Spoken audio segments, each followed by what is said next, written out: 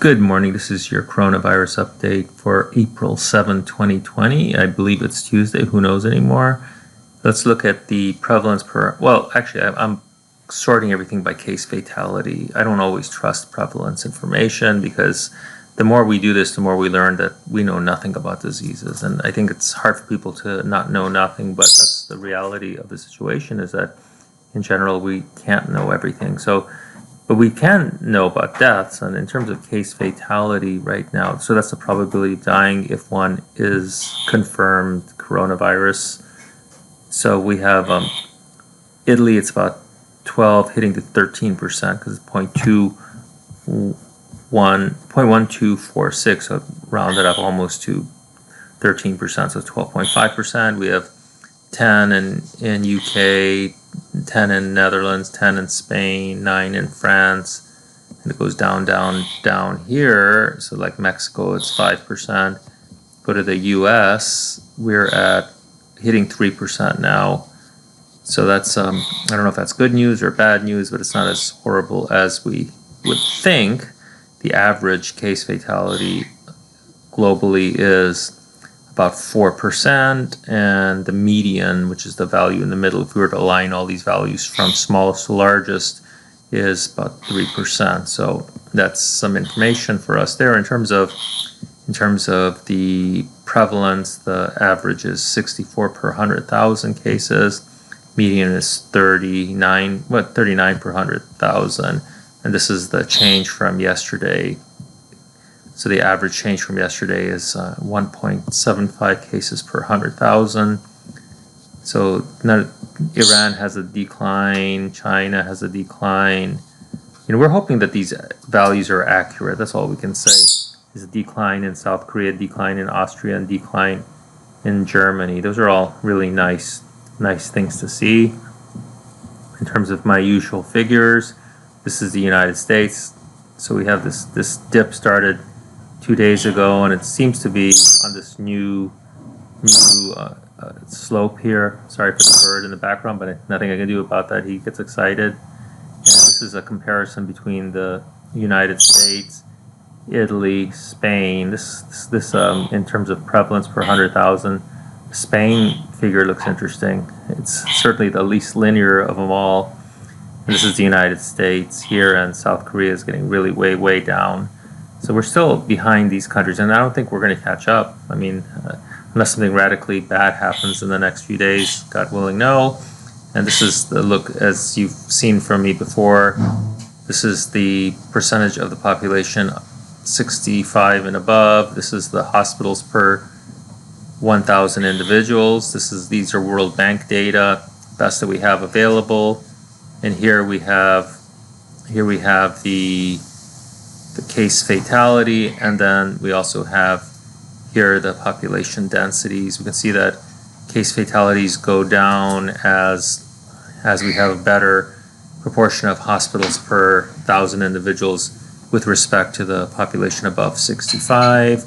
And as you know from previous days, if you've been watching me, I've created this ratio where I divide the number of hospitals per 1,000 by the proportion of the population above 65 and above, and then this is the average line of that.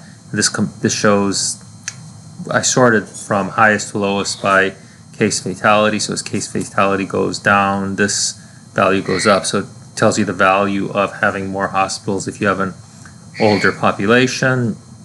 Just a couple other things. I ran a regression analysis to look at the effects of hospitals, proportion of population above 65, population density. Now the population density, I created a 4-level variable. It's an ordinal variable where 0 is up to 100 individuals, 99 individuals per square kilometer. 1 is from 100 to 199 per square kilometer.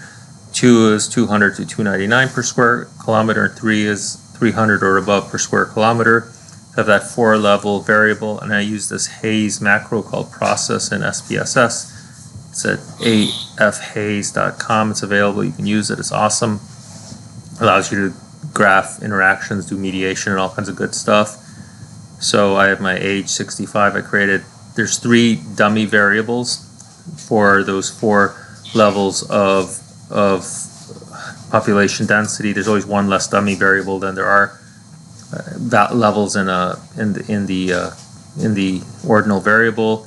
So in a sense here, every population density is being compared to the lowest density. So we can look at, just by themselves, they're not having any significant effect. Neither is, well, you could say the population above 65, no effect here because it's 0.49. I don't know if you know much about statistics, but the lower the probability of the observed data given the null hypothesis is true. Null hypothesis means that you assume nothing will occur, the better. So here we have 2 significant effects. We have an interaction between, and this interaction is between population, percentage of population 65 and above times the 4-level density variable. This is showing that for individuals with the highest level of density, there's an effect of proportion of population 65 and above on the case fatality.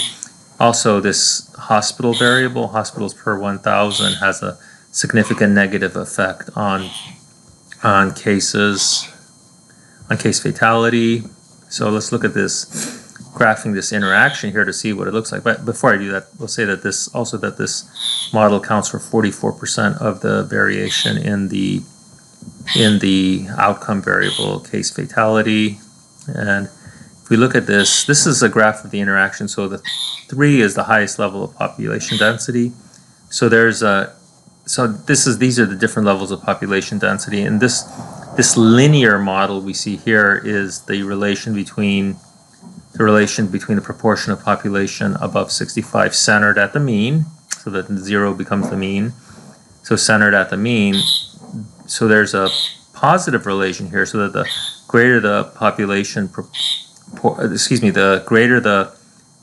proportion above 65 and above, the greater the case fatality in those countries with the highest density. That's what that's saying here.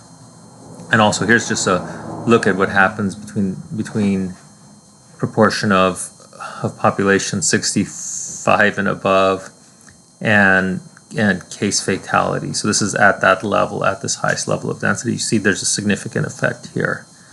That was a lot of information. I'll keep on presenting this. I'm doing it every other day, as you know now, because it's it's a lot of work, and I don't always get as many views as is warranted to keep me going every day. But anyway, I hope you have a safe day and stay inside. If you have to go outside somewhere nice and safe, like your backyard, and enjoy yourself. Okay, bye. Have a nice